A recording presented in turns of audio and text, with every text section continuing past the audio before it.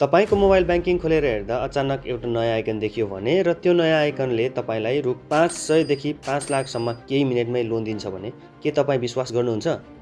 आजको भिडियोमा म तपाईँलाई भन्न जाँदैछु फोन लोनको बारेमा।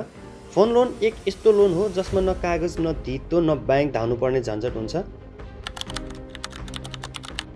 फोन लोन भनेको एक अटोमेटेड माइक्रो लोन सिस्टम हो।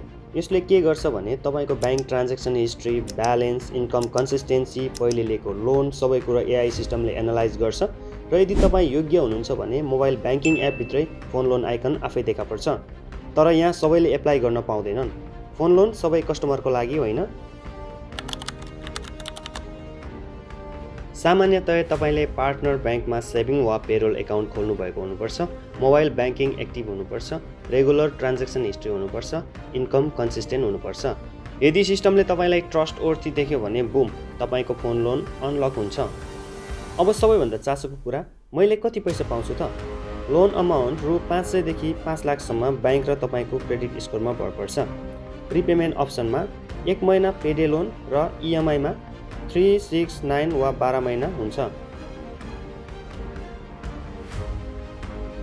तर ध्यान दिनुपर्ने कुराहरू, यसमा प्रोसेसिङ फी हुन्छ, इन्ट्रेस्ट लाग्छ, लेट भयो भने पेनाल्टी लाग्छ, कोलाटेरल चाहिँदैन, प्रिपेमेन्ट गर्न मिल्छ, एउटा लोन नसकिदासम्म अर्को लोन पाइँदैन।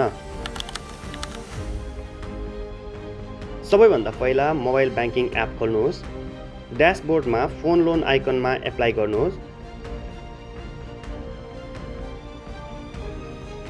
एमाउन्ट र पेब्याक डेट सेलेक्ट गर्नुहोस्।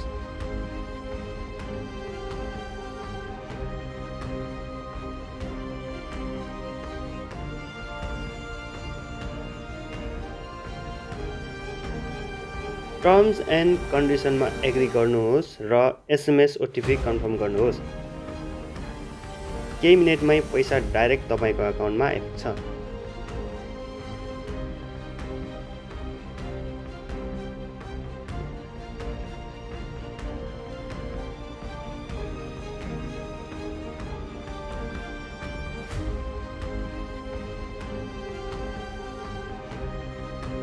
अब प्रश्न तपाईँलाई, तपाईँको मोबाइल ब्याङ्किङमा फोन लोन आइकन छ कि छैन कमेन्टमा लेख्नुहोला।